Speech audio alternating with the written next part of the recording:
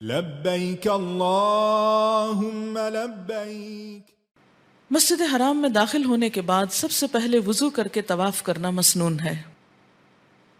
ان عروۃ بن الزبیر رضی اللہ عنہ فقال قد حج النبی صلی اللہ علیہ وسلم فأخبرتنی عائشة رضی اللہ عنہا ان اول شیء بدأ به حین قدم مکۃ انہ تودأ ثم طاف بالبیت متفق علیہ۔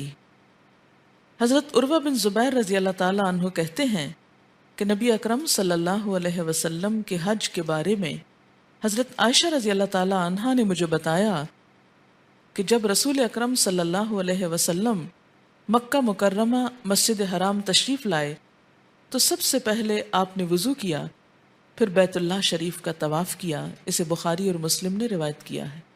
یعنی اندر جا کر ادھر ادھر بیٹھ نہیں جانا چاہیے یا کوئی اور کام نہیں کرنا چاہیے۔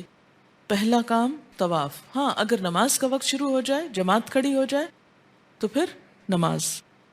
اس وقت یہ نہیں سوچیں گے کہ نہیں وہ سنت یہ تھی کہ پہلے طواف کرنا ہے اس لیے لوگ پڑھے نماز اور میں سنت پوری کر رہا ہوں۔ ایسی سنتیں پوری نہیں کیا کرتے۔ آپ صلی اللہ علیہ وسلم نے فرض نماز کی جماعت کے بارے میں فرمایا کہ اذا اقیمت الصلاۃ فلا صلاۃ الا المکتوبہ، کہ جب نماز کھڑی ہو جائے تو پھر کوئی اور نماز نہ پڑھی جائے سوائے فرض نماز کے۔